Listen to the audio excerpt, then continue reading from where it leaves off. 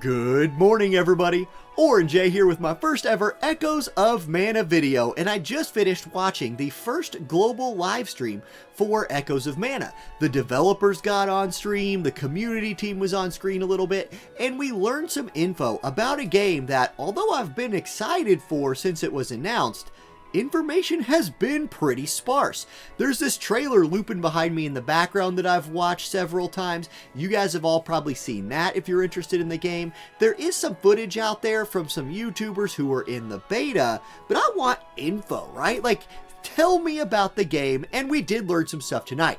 So let's recap the live stream and see what we got. Now, I'm going to start in a place something that's important to me. It's a little nugget from the live stream that might not mean much to some people, but we see the beginning of the game and we see the main character getting chosen.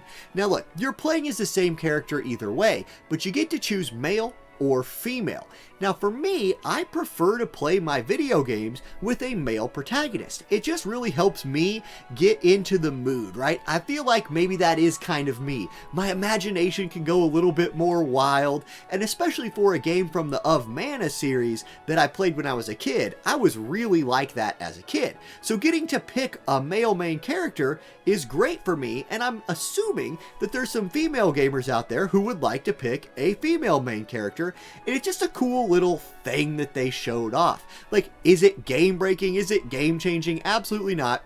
But a nice little thing from the beginning of the game and something that I really liked. Next, a little bit more on the content side. They did preview the different types of content that would be out when the game releases. Now I say preview. I'm using the word preview very loosely here because it was more like teased. They talked about 4 different kinds of combat: the main story, event quests, training areas, and the tower. Now, main story, we all know what the main story is. That's going to be the main story of the game. Event quests, all gacha games, all mobile games have this. That's your side quest content. A training area, this will probably be to earn some farmable resources, help you level up your characters. But tower was the big thing here because they said this was going to be that hard, that in-game content. Now, if you watch my channel, you know I play a lot of War of the Visions, and when War of the Visions came out, it's another Square Enix game. There's a tower in that game, and it was some of the first high-end content we got there. Tower in that game has since become something I don't love, but when it released, it was a great way to check how powerful is my account? How far can I push this tower? Because it had multiple floors in it, and the higher you got, the harder it got. Makes sense. It was a cool way to check your account, see how powerful your team was becoming, and I'm excited it's going to be in this game when it comes out. That's pretty cool, but that's all we got, right? We didn't get to look at it. We saw a little bit of combat, but it was a little bit of combat, right? And it was just the development team kind of playing through the tutorial a bit. So not a whole lot there. They did promise more live streams in the future, and they did not tell us a release date. I was hoping for a release date today. My assumption is this game will come out next month. I'm basing that on this. Look, there already are pre-registration rewards. So there's a lot of info about the game starting to come out, hopefully. There's pre-registration rewards out. This to me cues in that this game is close. So speaking of pre-registration rewards, go ahead and pre-register. The pre-registration is open for Apple and Google. I also know this game will be on the Amazon App Store at some point, and that's where I'm going to play it. However, pre-register on whatever platform you want to, because the more pre-registers we get, the more rewards you get. You guys can see that on the screen. So even if you're just thinking about playing this game, go ahead, hit that pre-register button and hook those of us that are going to play up with the better rewards. You can see specifically that the highest reward was a 4-star memory card. I'm guessing this is an equipable thing in game that will power up our characters, and 4-star units, 4-star cards, that looked to be the highest rarity level of anything I've seen in the game. When they showed off polls a little bit more, we saw lots of 3 stars and a lucky 4-star or 2. So we get a 4-star thing for pre-registration rewards if we hit that maximum number. Let's hit that. Let's start this game off running. Okay, speaking of polls, one thing we saw in this live stream was the first polling session. Now, there's no guarantee that this is going to be the way it is, but let me tell you something I hate doing in gacha games, something I hate doing in mobile games: re-rolling.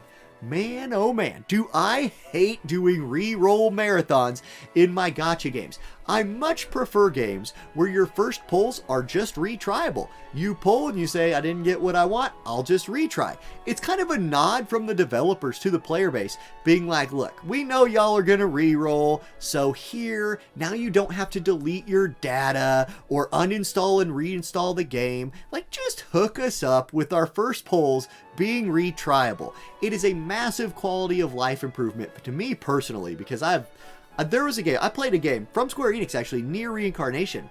I did not receive the first day's login rewards because when the game released, I spent the rest of the day re-rolling, and it wasn't till day 2 that I got an account that I liked. Worth, I got something great, but I would have loved to, stream the game on day 1, not spend the whole time re-rolling. So we got to see some retries. It was a single pull. We got to see the animations, which looked really good. In fact, your main character weapon is used for like picking mana fruits off the mana tree, and that's what goes up into the sky. Boom, here comes your new units, your new cards, your new memories, whatever you get. That looked really nice. The art style in this game I do like. It's a 2D style, but it's smooth, right? Like, it looked to me like the sprites were moving really smoothly. The animation screen looked good. So that's the kind of stuff we've seen so far. That's the kind of stuff we can talk about. They did also mention collaborations. They said there's going to be a lot of units from previous Mana games in this game, and just from the trailers you can already tell, you see units from other Mana games in there already.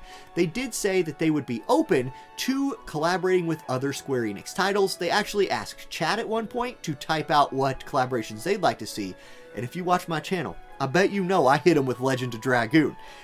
It'll never happen. It'll never happen because, like, nobody owns the rights to that.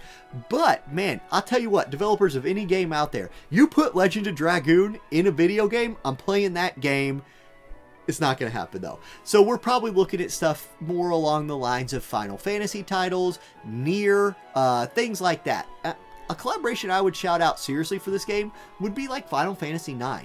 I think the art style in this game and the art style in Final Fantasy IX have a lot of similarities. I could see that being a very smooth transition here. And Final Fantasy IX is a great game, so I would love to see that collaborated sometime. And then that's it. That's really about all the info we got. The whole live stream was about an hour. They did a little Q&A session. There was a trivia time, but the trivia was like a joke easy. We did get this wallpaper that I'll throw up behind me right here to download, so I'm sure you can find that on their Twitter page. There's also a there's a poll, or there's a Twitter collaboration going on where you can win a music box from the game, so check that out if you're interested. And that's it, guys. Thank you for watching. I will continue to post more Echoes of Mana content as we learn more things, and I'm really looking forward to streaming and covering this game live when it comes out. Alright, that's it. Thank y'all for watching. I'll catch you next time. Peace. Like and subscribe if you haven't already. Bye.